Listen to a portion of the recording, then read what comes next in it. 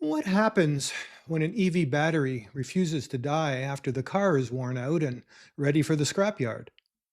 Does this pose a problem or maybe an opportunity? Either way, it's happening now because today's EV batteries are already outlasting the vehicles they power. This battery question is especially relevant now because, thanks to advances in chemistry and design, the usable lifespan of electric vehicle traction batteries keeps getting longer. Million-mile batteries are now possible, and with the sodium batteries that are on the horizon, we're hearing discussions about 5 million-mile batteries. So, what can we do with these batteries once the car is finished?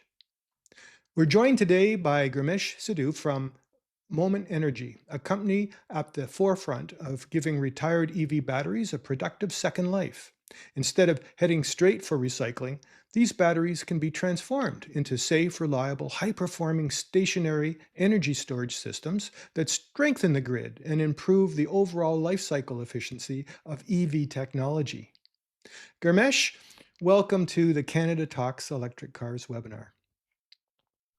So thank you so much, Tim. Thanks so much for doing this, and we're all kind of anxious to hear about the Moment Energy story and how you're doing and sort of the scope of your business model. Definitely excited to share. All right. Well, listen, I'm just going to get out of the way, and I'll just let you have at it. Should be able to see my screen now. As you heard, I'm Gurmesh Sidhu. I'm the co-founder, one of the chief product officers of Moment Energy.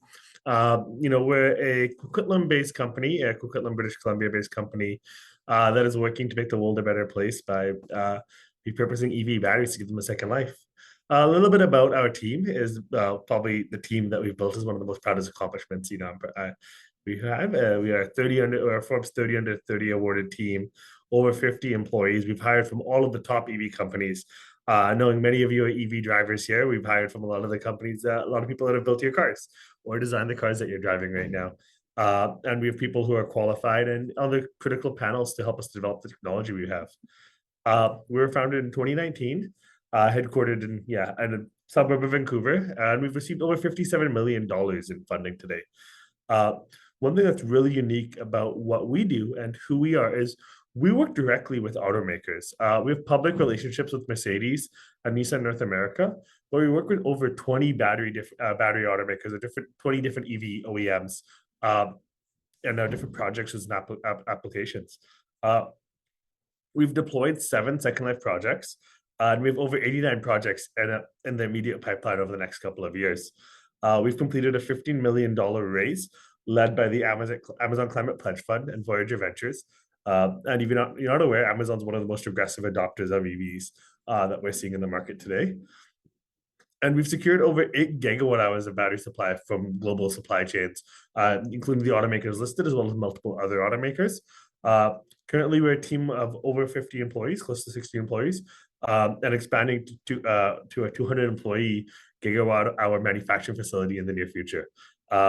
And we were the first company in North America to actually achieve UL 74, the standard that's required for us to test and accept these second life batteries and make sure they're usable in these stationary storage applications that we've been working on. Very excited, very proud of what the team accomplished today. That's a little bit of a backstory, kind of where we are, what the context is for what I'm about to present. So we have a big commercial track record. We've deployed projects with Hydro Ottawa, Vancouver International Airport, some really remote projects at Vancouver Island, some with the Canadian Department of National Defense and similar groups. For our projects today, we've had over 99.99% uptime. So that's a very large uptime, especially for younger projects, because failures usually happen in the first few years of deployment. And we have 24/7 remote monitoring on all our projects. We're really able to access all the data, learn what's going on. If something does go wrong, we're able to understand why that's going wrong, and etc. We we are giving a second life to both EV batteries, but also to batteries that aren't able to be deployed off the initial deployment, and we call this a second chance. So this could be a brand new EV battery from a company that's gone under. This could be an EV battery from manufacturing scrap that didn't have the quality to go inside your EVs. Or it could be from a stationary project that failed financing that we're able to deploy. But our primary bread and butter, our primary focus is second life batteries, taking batteries from end of life EVs and giving them an extended useful life. These assets are, expensive to mine, difficult to produce, and require lots of global supply chains. And by repurposing these batteries, we believe that we can create a strong local supply chain for energy storage systems and using critical minerals, and keeping them within our local economy. So we're very excited about kind of where we are today. These systems are able to have a very long lifetime, able to do a lot of work on reducing the waste and reducing the impact on environment of building a cleaner future. So we're very excited about that. As you see, the typical lifetime of an EV, from what we've seen, with the exception of some cars that are kind of outliers in this, is around 10 years in their first life application. That's because at 10 years, your drivetrain starts to fail, and a lot of the other components start to fail within the EV. And the thing about EVs is that they're a lot simpler, but that also means that the components aren't necessarily as worth it to replace. It's usually more affordable to go purchase a new vehicle or purchase a used vehicle and operate that for the remainder of the life. And also, consumer behavior in North America has shown us that the average life of most vehicles, unless you're buying something that's known for its super reliability, is around 10 years. We can get more than 10 years out of this battery in second life. So the life of a battery in second life is generally at a minimum of 10 years, but even longer on some of the projects we're deploying and some of the projects we're working on based on our modeling. And then once we've reached end of life on these batteries, we're able to recycle these batteries to still secure all the minerals, ensure the batteries are sustainably handled, and etc. One thing that we've learned in this whole process is that most of the times when your batteries in your vehicles are no longer useful, they're giving you, for example, 300-mile vehicles giving you 100 miles range that may not be applicable, that may not be usable for you. It still has around 80% state of health of the on the battery. So there's still a very long, useful life. We can take a battery down to around 60% state of health safely and reliably. And that allows us to kind of build our business model and build out our applications. Another key thing to note, and one thing that we've really learned, is automakers, until recently, until repurposing became an option, didn't have a plan for handling these batteries at end of life. Recycling isn't profitable yet in terms of the fact that you're not going to get paid to take the batteries from an EV, especially one using lithium iron phosphate cells. And automakers have been keeping these batteries on shelves, kind of figuring out what's next for them. That's where Moment Energy kind of comes in for these automakers, comes in for groups, fleet operators, and etc. Is we give them a profitable option to eliminate that waste and eliminate costs from their cost streams for their product. So it's a great option to save money as an automaker on the cost of recycling or as an EV fleet owner. But additionally, it's also a good option to extend the life of the asset. In elementary school, I think one thing we've learned is reduce, reuse, recycle. And I think we're kind of forgetting the reduce and reuse part of that and really focus on the recycle part on a lot of the industry for the past few years. And we're finally trying to catch up with the reuse piece with Moment Energy and other players coming into the market. There's also another key factor we get asked all the time is there going to be enough EV batteries to deploy projects?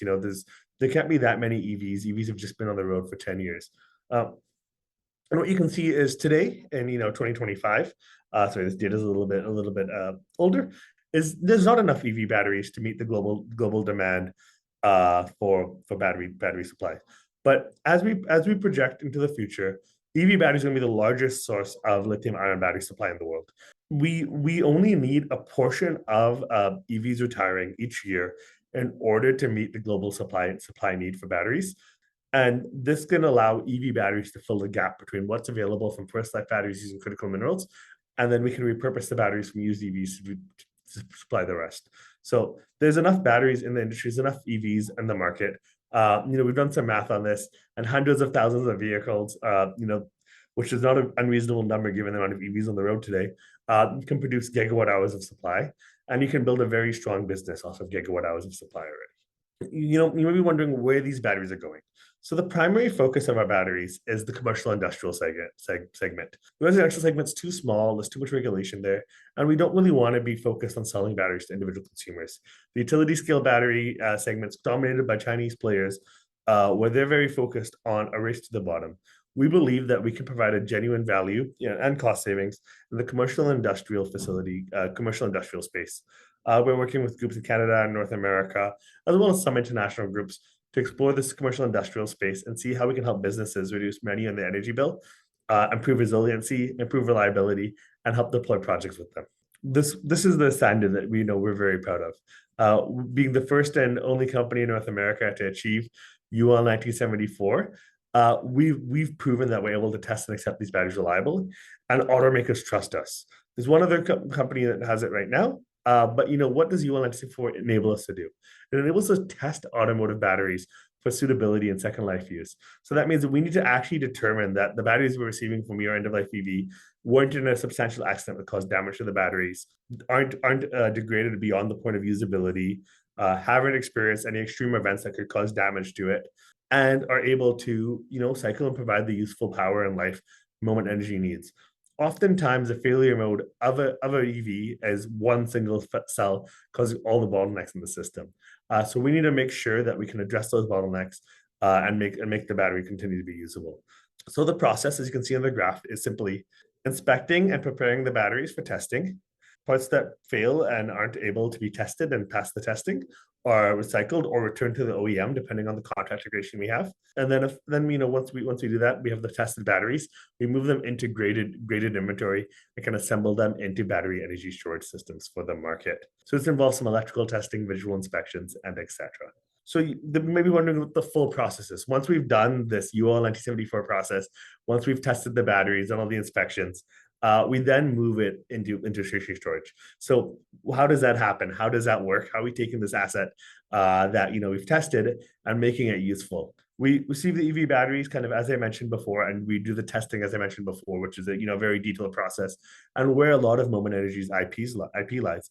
But additionally, there's a lot of components we cannot use from an EV battery in second life because they may not be approved by the appropriate certification bodies. They may not be suitable for stationary storage, or they simply may be a component that we prefer to swap out to allow our batteries to perform better. So we do that in the product manufacturing facility. We replace the contactors, replace specific components that aren't meeting our needs, and we make the batteries suitable for stationary storage. We attach our own proprietary battery management system, which is a life extending technology, to these systems that enables the bottleneck I caused from the weakest cell in the system to be reduced and prevented. And we fully test the systems to ensure that it's prepared for distribution. So fully testing the system means we run it at full power all the way up, all the way down to make sure the battery is useful and usable for our customer site. And then once we've gone through this full process, we've done all of our QA testing, we finally ship it out to the customer site. A lot of our technology lies in this manufacturing process, and that's where a lot of our differentiators come compared to competitors in the industry. We're very focused on making a certifiable and reliable battery energy storage system, and that is a challenge in itself. But using second life batteries enables us to do it affordably and reliably as well. One thing that I think is really important as you get in further and further into the energy storage space, and I think we learn more and more about headlines, is as EV owners, you may be frustrated that you're seeing that internal combustion engines aren't being held to the same standards as EVs. And as a co-founder of a company that's working in the battery space, we're seeing the same thing. The safety standards that we're finding for EVs, I mean for BESS and for other systems, they're being held to a higher standard. And though this is frustrating given public perception, we do believe that the safest solution possible is the best for the market. We are very focused on safety of our workers, safety of our deployments, safety of our sites.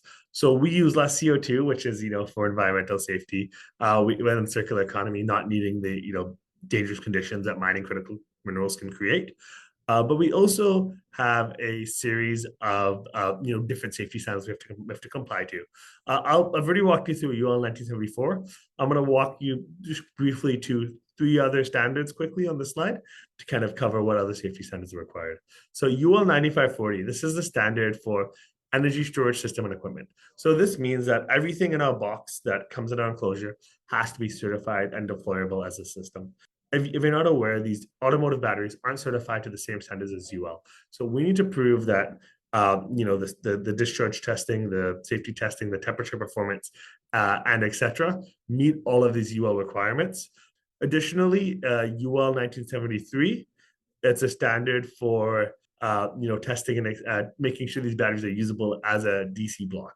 So the batteries are usable within the system. The BMS is able to perform the balancing required, and all the technical capabilities of the product are still intact and still usable. And then finally, we have UL 9548. And this is probably the most critical standard. This is a standard where we have to test the thermal runaway performance of the battery. So in the event of a thermal event, which is the battery industry's way of describing a fire, we need to prove that our batteries will not cause catastrophic damage that could affect human life or affect surrounding infrastructure or equipment.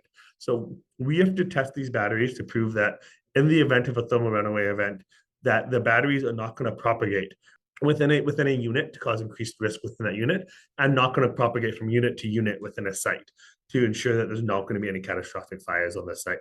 We do this under a worst case scenario, so no fire suppressions, no system preventative maintenance when we run these tests. So that means we're testing them under real world worst case scenarios where there's no power and no additional equipment being used to put out the fire. This allows us to create public confidence that these batteries are being deployed in a safe and reliable way, and there's not going to be any headlines around situations surrounding second life batteries, because we believe that safety of second life batteries is more important than that of first life batteries, to prove to the industry that this is a safe and reliable solution.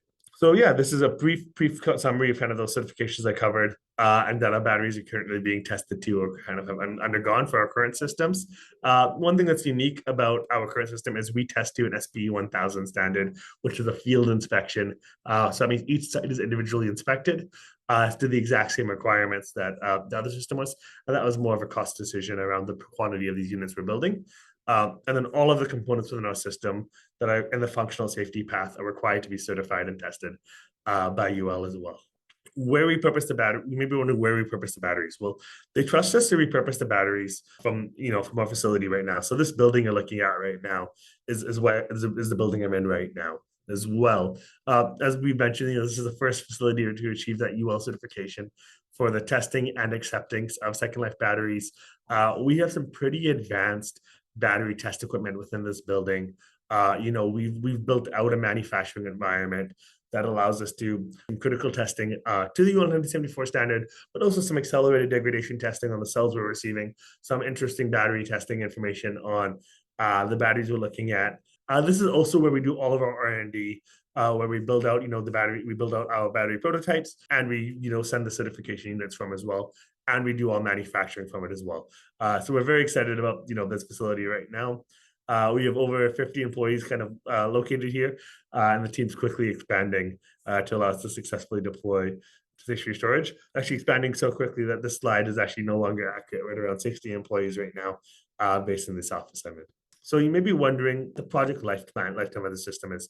So once we take a second life battery to site, what is the market kind of seeing for the lifetime of second life system, and what are we seeing for the lifetime of second life system? We have some strict acceptance requirements, and that allows us to get a much longer lifespan than other second life players in the industry. Our competitors are seeing a 1 to 3 year lifespan.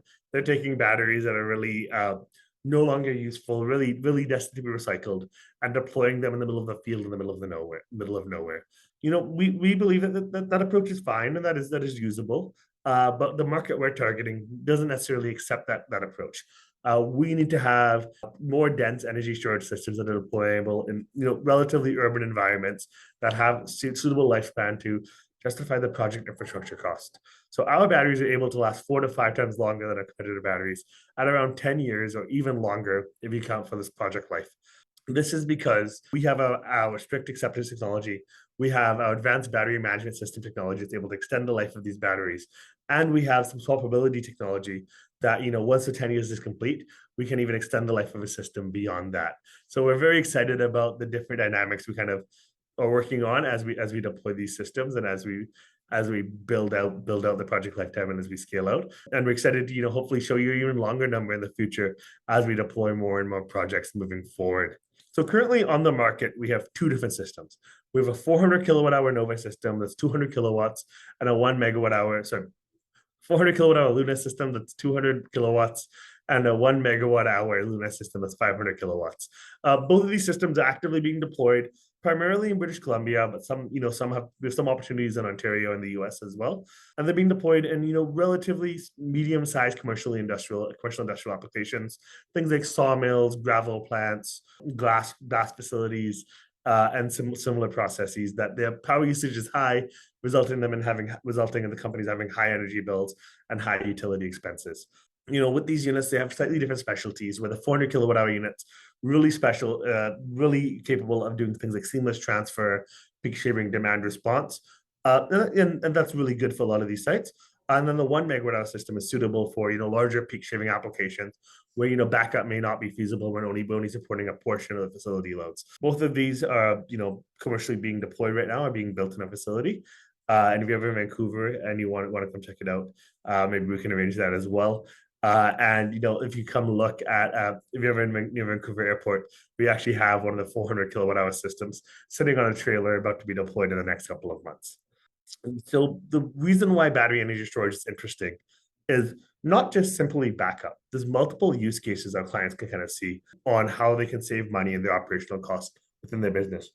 As we continue to electrify in the world, we're seeing that transmission lines are not going to be able to continue to handle the load of mass electrification. When changing heating loads to electric on most new commercial buildings, as well as industrial sites, the level 3 charging EV load is expected to grow quite non-linearly in the next couple of years.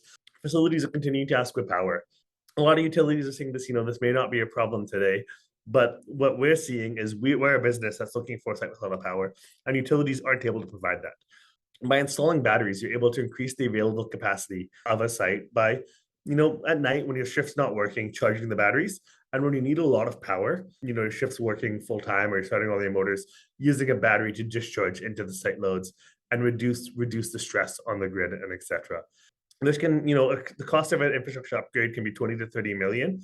But if you install a battery, the cost is in the hundreds of thousands to the low millions. So it's much more affordable for a site to spend the money on installing a battery than upgrading transmission lines. Additionally, batteries can support with backup. If that use case is a little bit more intuitive, something we're seeing with the Powerwall and similar projects like that, where when grid power cuts out, you can use a battery to back up a facility. It can be a full facility or part of the load, and the battery is able to make sure that there's no operational downtime, reducing the need to send labor home, or reducing the need to shut down the facility and lose valuable revenue to any business that's running, especially in these challenging times.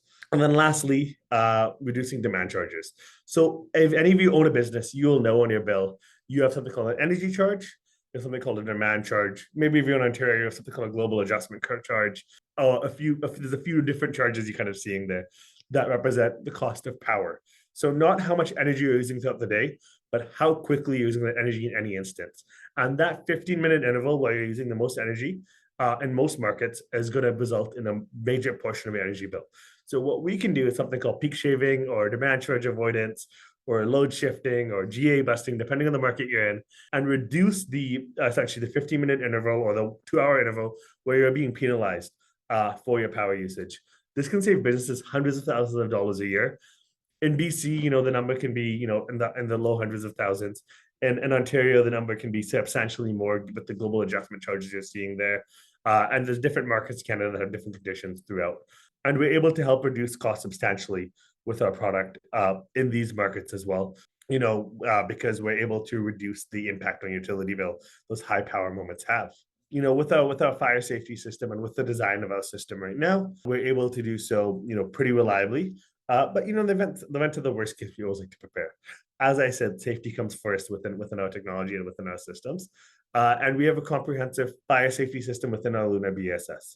We have preventative measures in our battery management system, internal safety measures, including sensors and ventilation.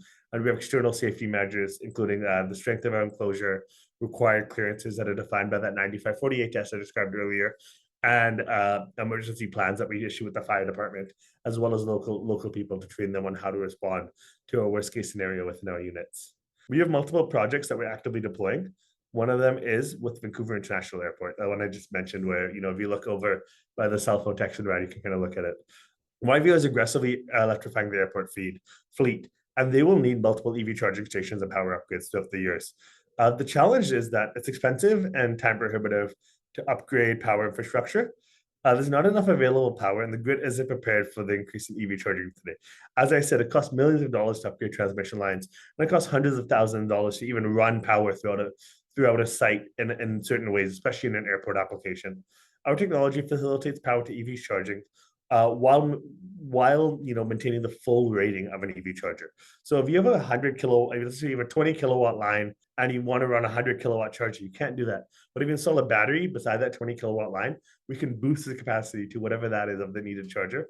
And based on the site load and the usage expectation, we can charge the battery, trickle charge it when the power usage is low.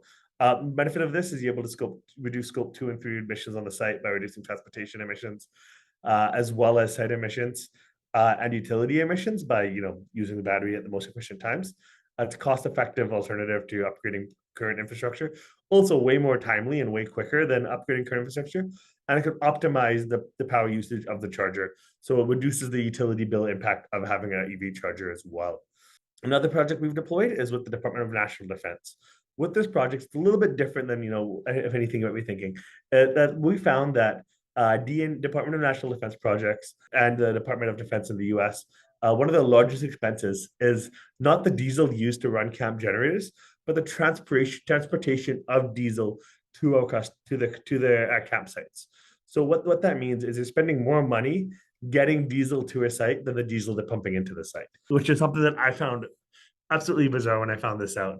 The camps and similar sites, they're often diesel dependent, and it's a substantial expense to the operation. We were able to deploy a battery system paired with solar panels, wind, EV chargers, and additional infrastructure to support this site completely and take it completely off grid. This was a site where it was about 100 camp workers. We were working with a few different groups to kind of deploy this project as a turnkey microgrid site. And it was something that's pretty exciting because we found that we can use batteries to reduce OPEX, eliminate the reliance on diesel in remote sites, and increase the ability for electrification. You think of those communities in Canada, I think there's something like 15,000 where there's no access to grid power.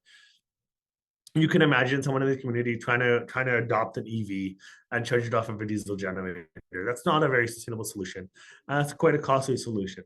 But instead, what we can do is we can use these second life EV batteries to develop microgrids in these communities that reduce the use of diesel in these communities as well, and can be used to allow EV adoption or other infrastructure adoption in these communities. Access to energy is something that we strongly believe in because access to electricity enables people to innovate and be as comfortable as they can. And I think that's a right that everyone has. One of the case studies that we have done on different projects and we've deployed is we've done a project on a glass fabrication facility. This project is based on BC Hydro incentives. If there's businesses elsewhere in the world, the incentives are very different. But this is just exploratory. You might be wondering why someone would purchase a battery and what the cost savings are relative to the cost of purchasing it. For a 400 kilowatt hour system, we could get a battery installed for below 400,000 Canadian. Once you take account for incentives available from our utility, which BC Hydro offers up to 80% incentive on commercial industrial batteries, the customer is only paying around $90,000 for a $500,000 asset. And with the savings you're experiencing in the energy bill from peak shaving, which is what we modeled in this case, you're getting a 3.3-year payback period. So you're getting access to an asset that can help improve your operations, help reduce your demand charges, getting a major capital incentive from your utility, and all you have to do is wait 3.3 years to earn your money back. It's a very strong use case for batteries throughout the industry, whether it's a moment solution or elsewise. So we found this very exciting, and we believe that this is going to be kind of the largest use case that I've kind of mentioned earlier, the commercial industrial space for batteries moving forward. And one thing that's pretty cool is we can actually make it so the utilities, the company's paying very little out of pocket. So we are lining up payments with the incentive, assuming they're a large bankable customer, like the Amazons of the world or etc. We can line up payments with the incentive. We can then reduce the annual expense on the energy bill month over month by an amount, and then have the company share that with us. And then instead of the company having an out-of-pocket expense, they're seeing the battery as an annual cost saving instead of an annual expense, which I find really cool. We call this energy storage as a service, and we deploy this very differently in different markets. But in BC, this is one of the ones where we have refined out the most, and we're actively looking to deploy today. So where's the future going? This right here is the next generation battery energy storage system building. This is the Nova BESS, or Nova Battery Energy Storage System. It's a 500 kilowatt hour, 250 kVA battery. It has around 9 EV batteries inside the system. Varies vehicle to vehicle depending on which batteries we're using in the system. And this system is really cool because it's offering some really exciting future technology we're excited to launch. And this is going to be our commercial scale unit, where we're scaling this up to hundreds of millions of revenue in the year, and then a year in the next 4 to 5 years, which we're very excited about. And we've enabled some exciting features, such as the ability to swap batteries when the systems are tired, the ability to have the same architecture adopt multiple different EV battery types. Within one single unit, the battery type will still be the same, but across multiple different units, we can adopt multiple different EV battery types. And this system is kind of use case agnostic. So you can scale it infinitely to how many batteries you need for a site. And we can pick the right appropriate power electronic solution to meet your site needs and make it their use case as appropriate as possible for what the customer is looking for and what they really want to dig into. This unit right here is kind of currently actively being pursued by EV automakers, by data centers, by fleet operators, by large logistic companies, and etc. If you keep following us over the next couple of months, we hope that we can make some of these relationships more public, so you can kind of know the groups that we're talking about, which you'd be very excited about, I think, in this room. And this product is ready to be deployed next year. So Q4 2026, this product's actively going to market, being deployed aggressively, and we're very excited to kind of see that happen and see it scale up accordingly. I invite you all to join us on our mission to repurpose all EV batteries by 2030. We can do a variety of things. Residential batteries, we unfortunately don't do. But if you're interested, feel free to reach out and I can try to point you in the right direction. We can do backup power for data centers. We can support behind the meter businesses with demand response services, or with other use cases, and we can help commercial facilities reduce the cost. So if you're interested, I would love it if you reach out, and if not, looking forward to kind of see where everything goes. So awesome! Thank you so much for taking the time to listen to my presentation, and happy to open up for Q&A. Thanks so much, Gurmesh. I have a lightning round of questions, but I think I'm going to call on Jason first to see what people are asking from the room. And Awesome. if they don't ask my questions, I'm going to jump in Awesome. before the end of our time. Awesome. That's good. Jason? Okay, thanks, Tim. How do your costs compare to, typical brand new lithium iron phosphate batteries? Yeah, so there's kind of two categories for our cost right now, given the political complexities. We have a non-foreign sourced system, or non-risky foreign source system based on a concept that's called a foreign entity of concern in the US, sourced purely off North American and European products. And that product is around 50% cheaper than its competitors with equivalent kind of sourcing requirements. And then we have a freely sourced product, so we can source components from China, we can source products from anywhere in the world, within reason. And with those products, we're at around 30% of a reduction of a Chinese battery energy storage system. So we kind of two parallel approaches that we take into that kind of question, so that tax credits can be adopted accurately. Great. And that's counting all of the remanufacturing and repackaging and testing that you've done. Yes, counting all of that, including margins, so we can build a successful business and etc. So it's based on the cost the customer would see, not the cost that we experience. Yeah. Okay. I think you touched on this earlier in your presentation, but Doug is asking, have you broken down batteries to remove problematic cells and then use the remainder? Can you talk a little more? Yeah, we do not do any remanufacturing of batteries. So what we do is, if there's a problematic cell that is potentially risky in a way that could cause catastrophic event to the battery, that battery would be rejected from us. The standards don't allow us to do that, and plus the risk and the cost of doing that is just higher than the cost of replacing that battery with the new second life system. But if there's a cell that's not necessarily damaged or defective, but just lowest state of health in the remaining batteries, our BMS handles that variance within the battery packs. Yes. Okay. So you basically don't tinker with the battery pack. You don't pull out modules.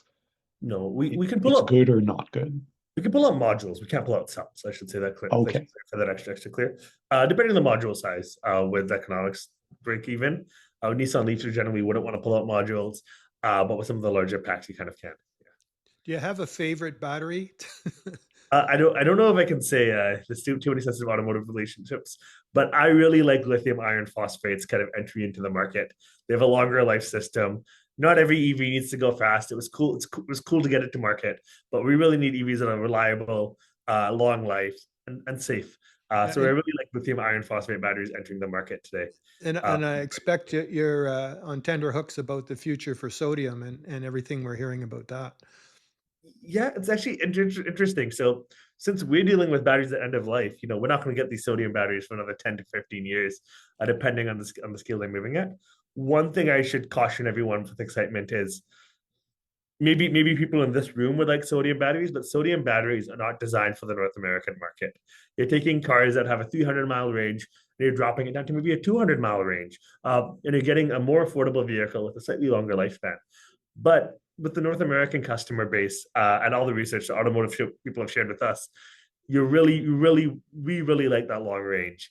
To drive from Toronto to Ottawa, you want to do that on a single charge and maybe one additional stop on the way. You don't, we're not accustomed to the 60-kilometer commuter vehicles like they are Yeah. in other Uh, countries.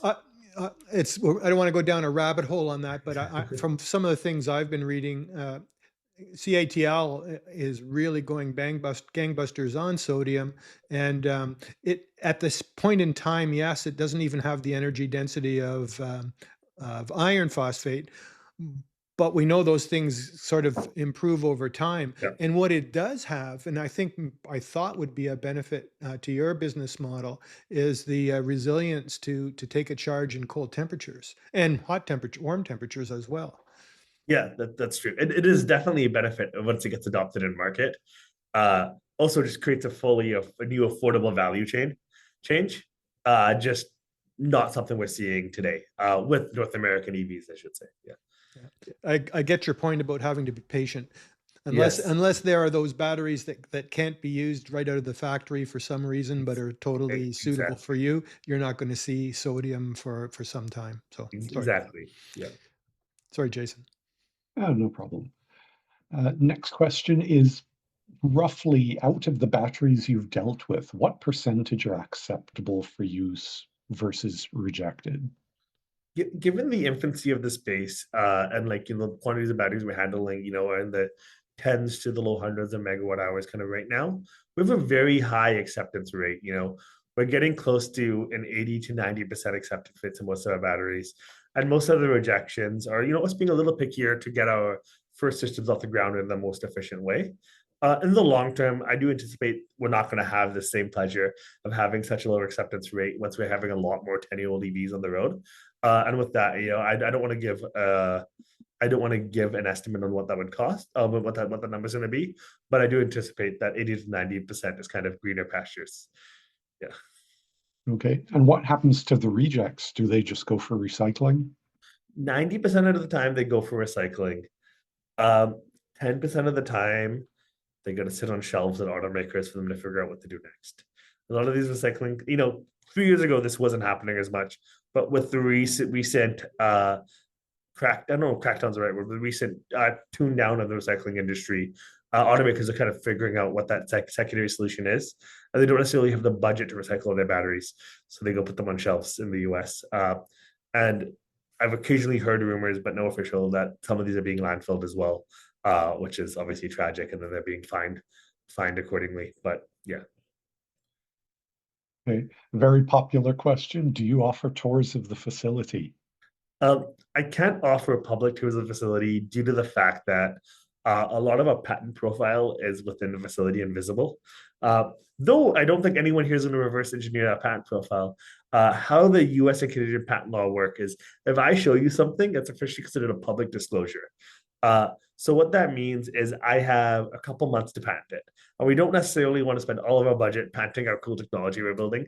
We'd rather spend it deploying in the field and repurposing batteries today and patenting in the future. But that being said, if you're with a commercial entity who's interested as a customer or something, that's something that can be arranged with some NDAs in place and etc.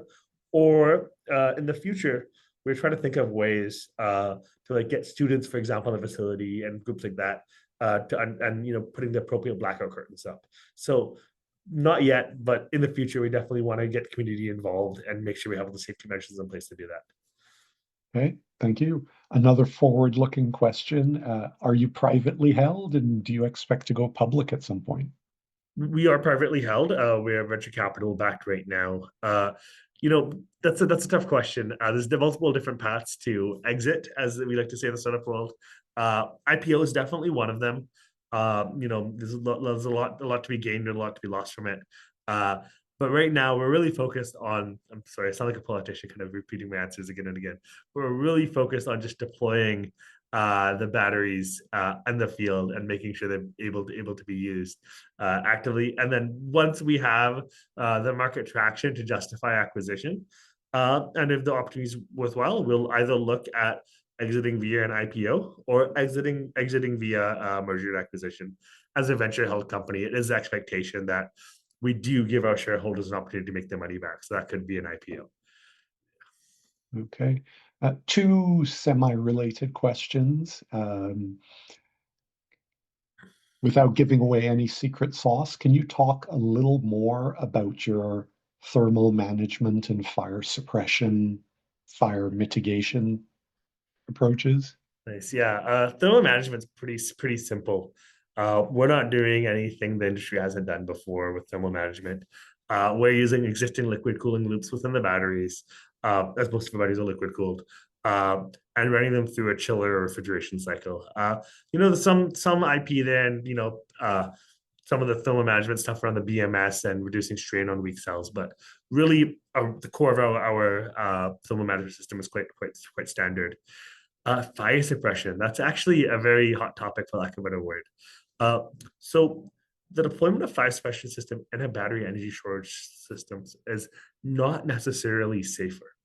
Uh, if you think of it like your EVs, how they're designed to combust, they're designed that it's safe for you to leave the vehicle, and whatever is going to put a danger to the fire department is self-consumed. So there's no electrical risk left after a thermal event, or after a fire is complete.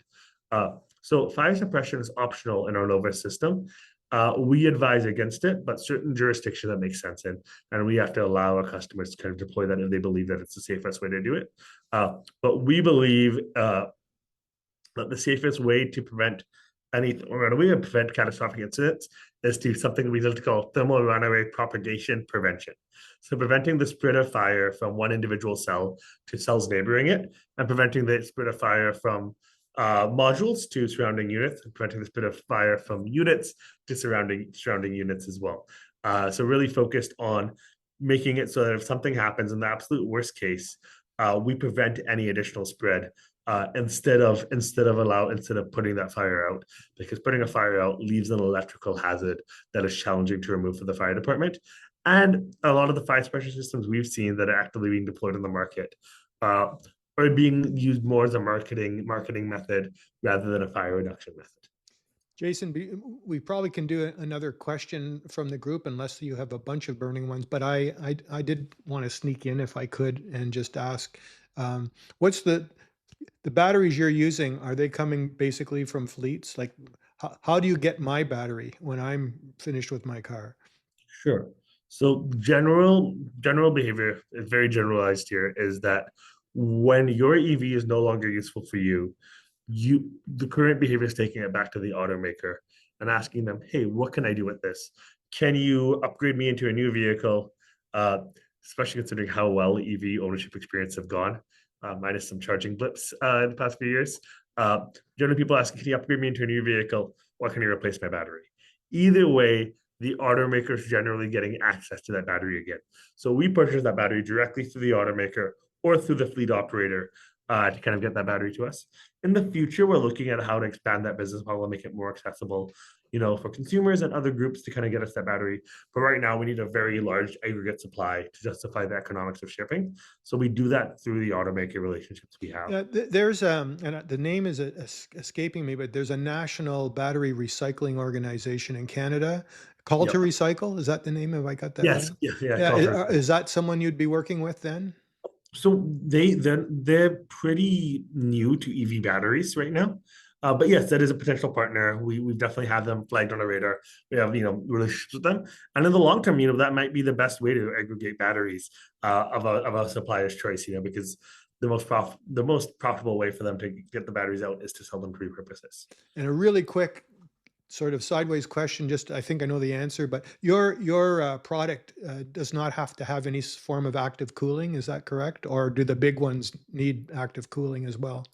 So yeah, that cooling system is actively cooled. So we have a Okay. chiller in our system that actively cools. It's a refrigeration cycle, pretty standard, or active heating as well, which is unique to the Got it. Canada. But Yeah. yes, Yeah. so both of that is required if we want to run them at high temperatures.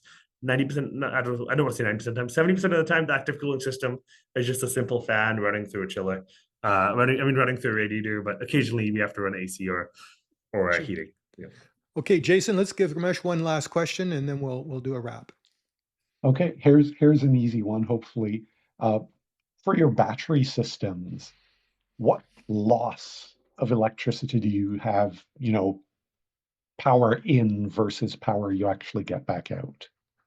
Yeah, so that is a easy one but a complex one. But generally, we see around 92 to 94% round trip efficiency on our systems. That's competitive with that of a brand new system as well. But it gets complicated because it depends on the temperature outside and it depends on how much power the customer is drawing. But yeah, generally 92 to 94% efficiency is kind of what we're seeing. We just did a big study on this with one of our customers. Cool. Yeah. Cool. Thanks. Perfect. All right, Thank you, Gurmesh. yeah, Jason, thanks for taking us through those. That's terrific. And Gurmesh, thanks so much for doing this. Thank This you. is Thanks for it's all having me. very interesting. It's part of our EV world, and I know I could tell a lot of people were interested in just getting a little grasp and understanding what happens to their car batteries in the end, because I think the vast majority of us are concerned about environmental impacts, and we certainly take a lot of criticism, hits from people who don't understand all the benefits of electrification and electric vehicles. So we appreciate you coming on. We wish you utmost success with Moment Energy and your mission. Awesome. Thanks so much for coming, everybody. Really appreciate it. Cheers. All right. So I'm just going to talk about next month. Next month on Canada Talks, we're going to gain some fascinating insights from thousands of EV owners and soon to be, hopefully, EV owners about what people are thinking when it comes to EV adoption and, of course, EV ownership.